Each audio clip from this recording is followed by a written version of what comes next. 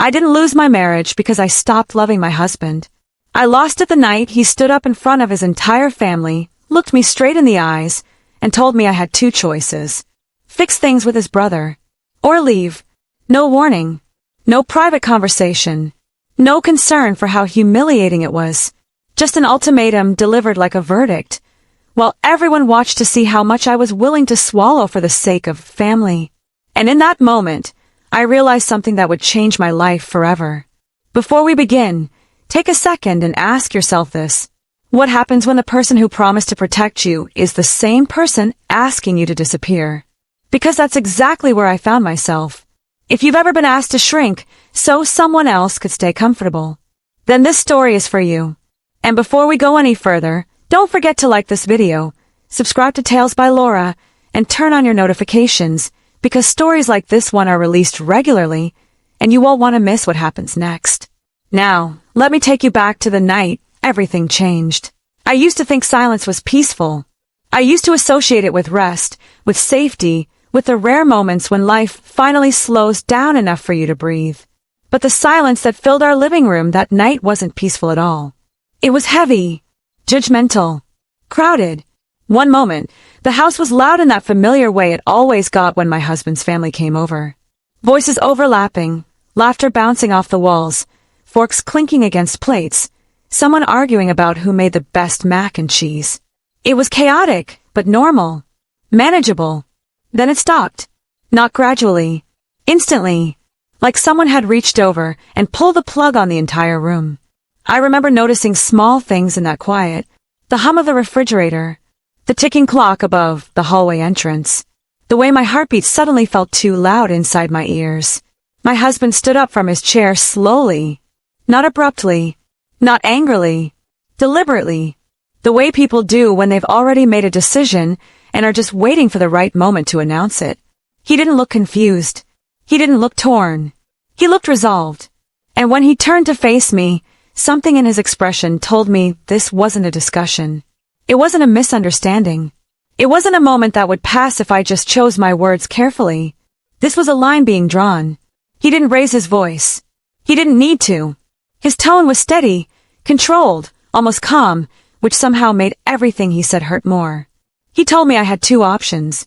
He said I could smooth things over with his brother, apologize, make peace, let it go like I always did, or I could leave, not later, not after everyone went home. Not once emotions cooled. Leave. Right there. In front of his parents. In front of his siblings. In front of cousins and relatives who had watched me open my home, my wallet, and my patience to them for years. And in that moment, standing in a house I helped pay for, surrounded by people who had benefited from my generosity but never truly respected me, I finally understood something I'd been avoiding for a long time. This wasn't a partnership anymore. It was a trial. And I was the only one on trial. My name is Danielle Brooks. I'm 34 years old, and for most of my life, I've been the dependable one. The organized one. The woman people lean on when things start to fall apart. I plan ahead. I solve problems. I carry weight quietly and without complaint. I work as a logistics coordinator for a regional shipping company, which basically means chaos is my daily environment. Late deliveries. Broken systems. Tight deadlines. I spend my days figuring out how to make impossible situations work. That's probably why I didn't notice right away when my marriage started operating the same way. I married Caleb 5 years ago because I believed he was steady, calm, grounded. He felt like balance after years of instability. He listened. He didn't rush me. He spoke about family like it was something sacred, something solid. At the time, I admired that. I didn't understand yet that stability can still be one-sided. Caleb didn't just come with family ties. He came with family obligations. Invisible ones. Unspoken ones. The kind that automatically transferred onto me the moment I became his wife. His family didn't believe in distance, or privacy, or the idea that marriage creates a new unit. Decisions were shared. Opinions were loud. Boundaries were treated like acts of betrayal. And at the center of it all was his older brother, Marcus. Marcus was 38 and permanently unlucky, at least according to his own narrative. Every setback had a story. Every failure had an excuse. Every missed opportunity had someone else to blame. Bad bosses, bad timing, bad breaks. There was always a reason why things hadn't worked out yet. When I first met him, I tried to be understanding. Families are complicated. Everyone has that one relative who needs extra support. At first, the help was small enough to rationalize. Covering a missed phone bill so his service wouldn't get cut off. Helping with a utility deposit when he moved again. A short-term loan, just until things picked up. Caleb would bring it up gently, already assuming my answer. "He's my brother," he'd say. "We'll figure it out." But we never figured it out. I did. The requests became more frequent. The amounts grew larger. The urgency became permanent. What started as occasional help turned into expectation. Car repairs turned into car payments. Rent assistance turned into routine support. Loans stopped being discussed as loans at all. By the end of last year, I had quietly absorbed over $21,000 in unreturned help. No contracts. No repayment plans. No conversations about timelines. Just assumption. Every time I tried to talk about it, Caleb shut it down before it could become real. "You're overthinking it. Family doesn't keep score. You knew how close we were when you married me." What he never asked was how it felt to be treated like a safety net instead of a spouse. Or how it felt to realize my financial stability mattered less than his brother's comfort. I told myself it was temporary. That once Marcus stabilized, things would change. That I just needed to be patient a little longer. They never did. That Sunday dinner was supposed to be simple. His parents were visiting. A couple of siblings. Some cousins passing through town. Nothing special. Just food and family. I cooked, cleaned, set the table, smiled when I needed to. Even though my name was on the deed, the house stopped feeling like mine the moment his family filled it. It became shared territory, a space where I was expected to host, provide, and stay quiet. Halfway through dinner, Marcus leaned back in his chair, folding his arms like he already knew the answer to what he was about to ask. "So," he said, stretching the word out, "I could use a little help again." My stomach tightened instantly. Caleb didn't look at me at first. He looked at his brother. "How much?" he asked. Marcus named the number casually, $6,200, like he was asking to borrow a jacket. I remember setting my fork down slowly, deliberately, the same way I do at work when I know a situation is about to escalate. "No," I said. The word came out calm, firm, final. The table went silent. Marcus frowned, like he hadn't processed it correctly. "What?" "I'm not doing that anymore," I said. "I've helped as much as I can." A ripple of discomfort moved through the room. Chairs shifted. Someone cleared their throat.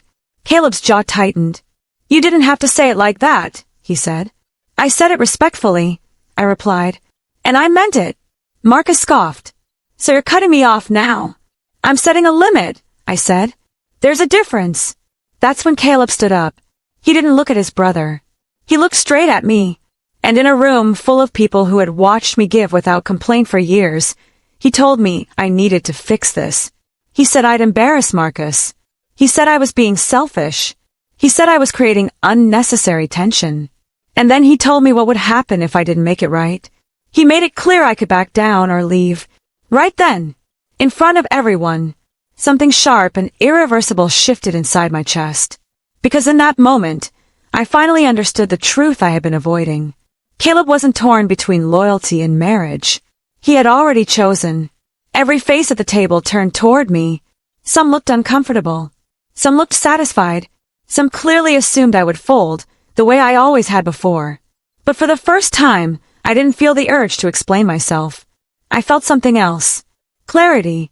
And as I stood there in that silence, I realized that whatever happened next, there was no going back. I didn't leave right away.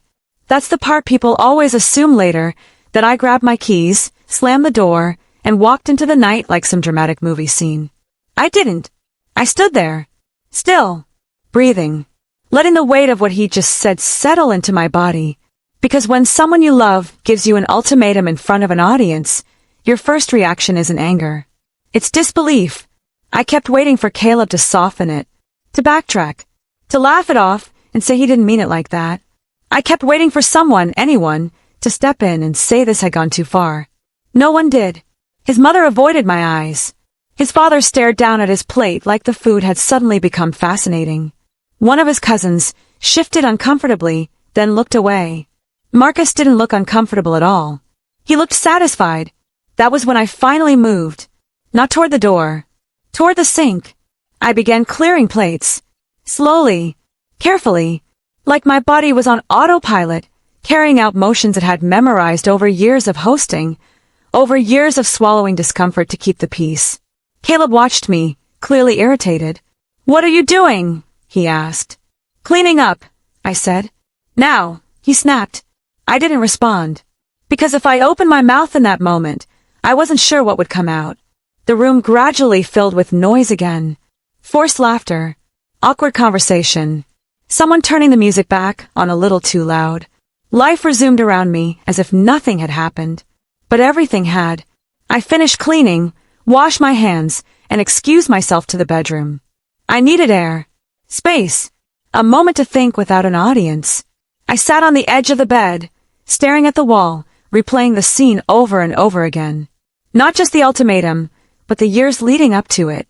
The compromises. The justifications. The way I had slowly trained myself to accept less than I deserved. A few minutes later, the bedroom door opened. Caleb came in and closed it behind him. His tone shifted immediately. Quieter. Controlled. The voice he used when he wanted to sound reasonable. "You didn't have to make a scene," he said. I laughed under my breath. "I didn't make a scene," I replied. "I said no. You embarrassed my brother." "You embarrassed me," I said calmly. "You just did it louder." He sighed, running a hand over his face like I was the exhausting one. "You knew how important family is to me. And you know how important respect is to me," I said. "Or at least you used to." He shook his head. "You're being dramatic." That word. Dramatic. The favorite weapon of people who refuse to take responsibility for harm. "I've been supporting your brother for years," I said. Quietly. Consistently. Without appreciation. And the first time I say no, you threaten to throw me out of my own home. He looked irritated now. "I didn't threaten you," he said. "I gave you a choice." That was when I realized how differently we heard the same moment. To him, it was an option. To me, it was a warning. "I need you to understand something," he continued. "Marcus is in a tough spot. You know that. He's been in a tough spot for nearly a decade," I said. "At what point does that become a lifestyle choice?" Caleb's jaw tightened. "That's my brother. And I'm your wife." The words hung between us. He didn't respond right away. And that silence told me everything. Eventually, he said, "You're making this bigger than it needs to be." I stood up slowly. "No," I said. "I'm finally seeing it for what it is." He looked confused. "What does that mean?" "It means every time I've been uncomfortable, you've told me to adjust. Every time your brother crossed a line, you asked me to forgive it. And now, when I finally draw a boundary, you treat me like the problem. That's not fair. It's accurate." He exhaled sharply. "You're acting like I chose him over you." I met his eyes. "You did." The knock on the bedroom door came before he could respond. His mother's voice floated through the wood. "Can we talk?" I didn't answer. Caleb opened the door anyway. She stepped in, wearing the same polite expression she always used when things were tense. Soft voice, gentle eyes, disappointment wrapped in concern. "I just want peace," she said. "That's all any of us want." I nodded slowly. "So do I." She sat on the edge of the bed. "Marcus didn't mean to upset you." "I know," I said. "He meant to be supported." She frowned slightly. "You know he struggles." "So do I replied. "I just don't get applause for surviving it." Her mouth tightened. "Marriage is about sacrifice." "Yes," I said. "But it's not about erasing yourself." She looked at Caleb, then back at me. "Just apologize," she said gently. "For the sake of the family." There it was. Not accountability. Not understanding. Submission. I felt something inside me finally click into place. This wasn't about one dinner. It was about a system that only worked if I stayed quiet. "I'm not apologizing," I said.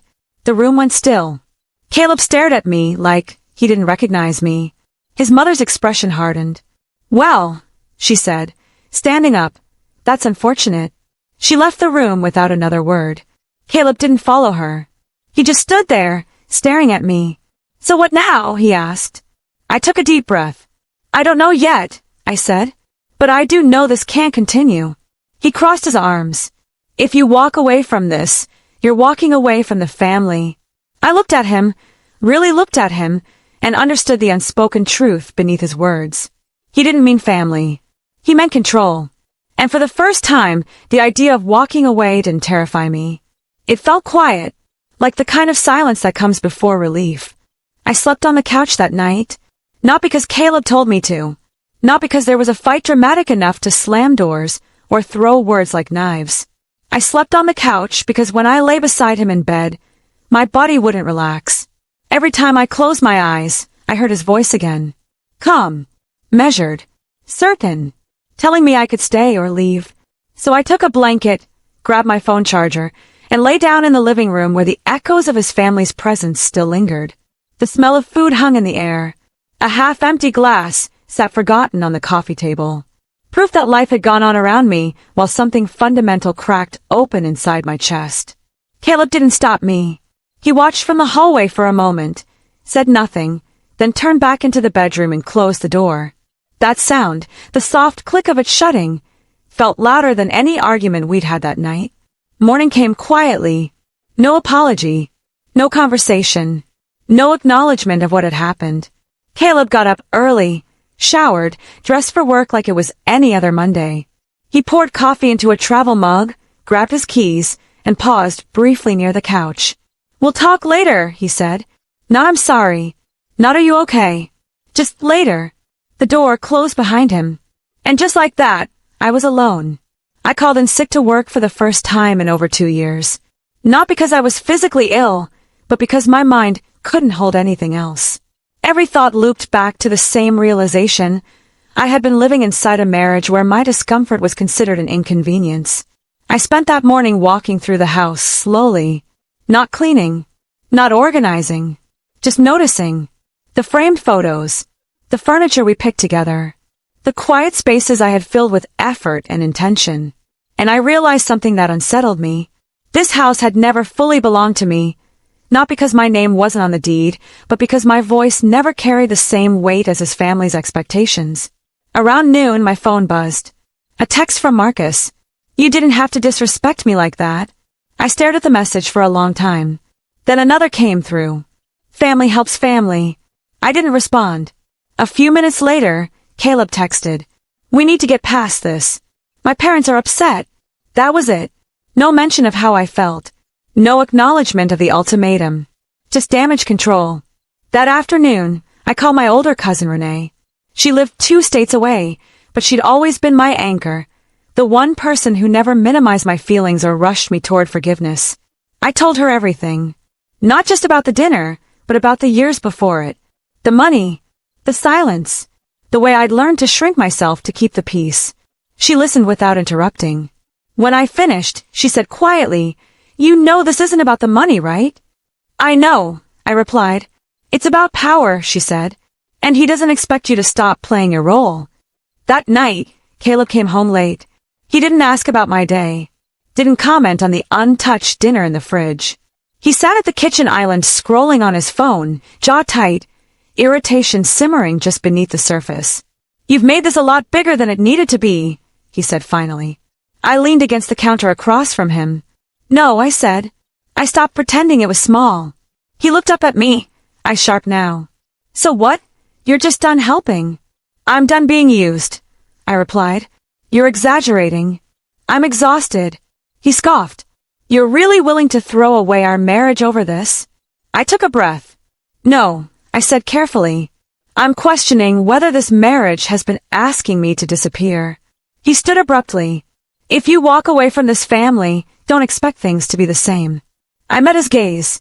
"They already aren't." That was the night he suggested we take a break. Not because he wanted space to heal, but because he needed time to think about whether I was still worth defending. I packed a bag. Not dramatically. Not angrily. Just enough clothes for a few days. As I stood by the door, he said, "You don't have to leave." I looked at him. "You already asked me to." I stayed with Renee that week. Her apartment was small but quiet, no tension humming beneath polite conversation. No unspoken rules. No one watching me to see how much I'd bend. For the first time in years, my body rested. Caleb called twice. Both times, the conversation circled back to the same thing. His family was hurt. Marcus felt disrespected. I needed to think about the bigger picture. When I asked where I fit into that picture, the line went quiet. By the end of the week, I knew something had changed permanently. I wasn't angry anymore. I was clear. And clarity is dangerous to people who benefit from your confusion. The first thing that surprised me was how quickly my body adjusted to peace. Not happiness. Not relief. Just peace. Renee's apartment was quiet in a way my house never had been. No tension in the walls. No anticipation of the next request. No need to measure my words before speaking. I woke up without that familiar tightness in my chest, the one I'd learned to ignore for years. On the fourth morning, while sipping coffee by her window, Renee asked a simple question. Do you actually know what your finances look like as a couple? I frowned. What do you mean? She tilted her head. I mean, do you know exactly how much money has left your accounts because of his family? I hesitated. I knew the rough numbers. I knew the frustration. But I'd never laid it all out. That afternoon, I opened my laptop and pulled up my banking history. I went back year by year, statement by statement, highlighting transfers, withdrawals, and payments connected to Marcus. Car notes, late fees, security deposits, cash apps marked temporary. By the time I finished, the number made my stomach drop. Just over $34,000. And that was only what I could trace clearly. I sat back stunned. Not because of the money, but because of how casually it had been taken. How quietly I had allowed it. How thoroughly I'd been trained to see my generosity as obligation. That evening, Caleb called. His tone was different this time. Careful. Measured. I've been thinking, he said. Maybe we should talk with a counselor. I almost laughed.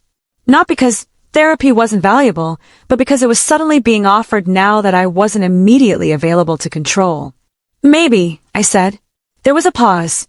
My parents are really hurt, he added. There it was again. I didn't respond. Danielle, he continued. This doesn't have to go any further. I closed my eyes.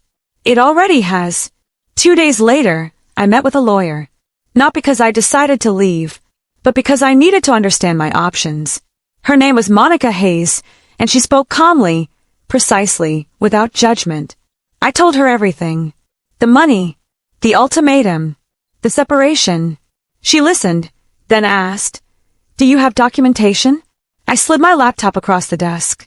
She studied the records, nodding slowly. You're in a stronger position than you realize, she said. Those words landed like oxygen. That night, Caleb showed up at Renee's apartment unannounced. He looked tired, frustrated, like someone who'd lost control of a situation he assumed would resolve itself. We need to talk, he said. I stepped outside with him. He apologized carefully, not for the ultimatum, not for choosing his brother, but for how things came across. I never meant to make you feel disposable, he said. I looked at him. But you did. He exhaled. Marcus's family. So am I. Silence stretched between us. I didn't realize how serious this was for you, he finally admitted.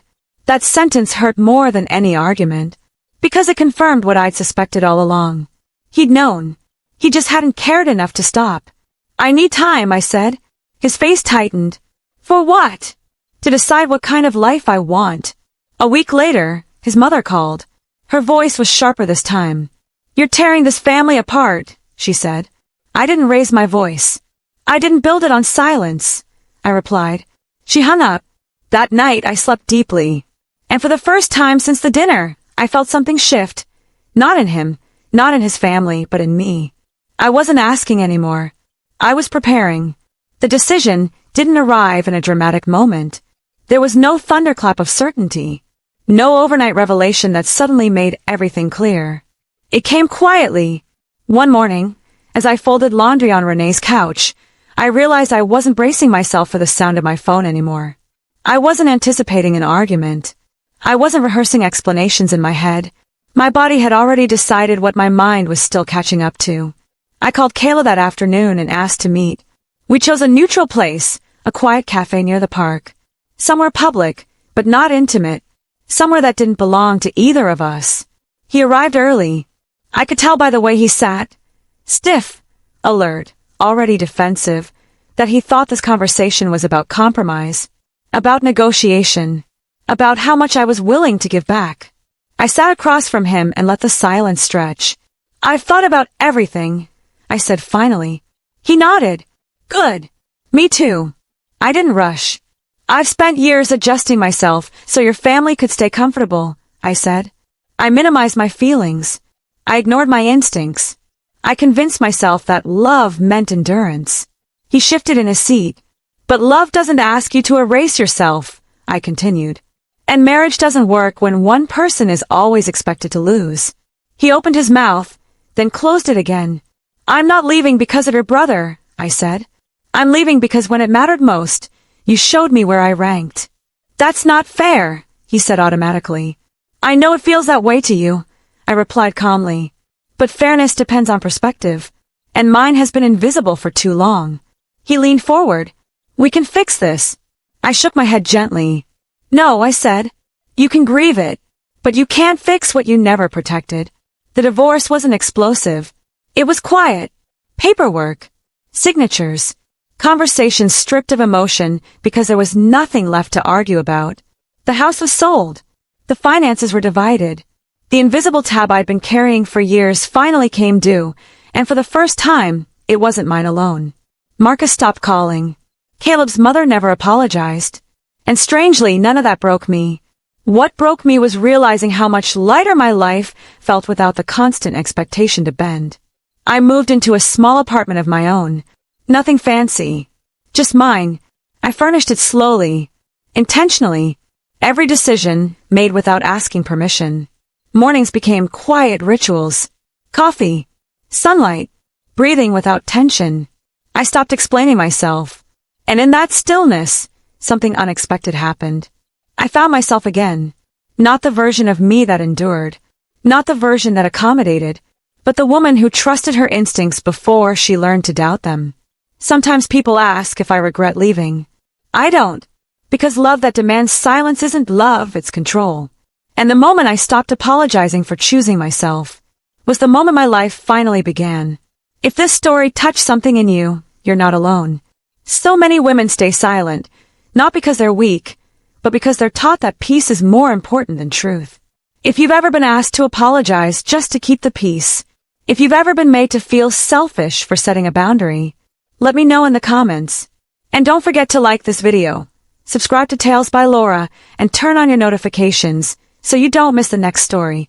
Every subscription helps this channel grow and reach someone who needs it. Walking away didn't make me heartless. It made me honest. I didn't leave because I didn't love him. I left because love should never require silence, sacrifice without gratitude, or loyalty that only flows one way.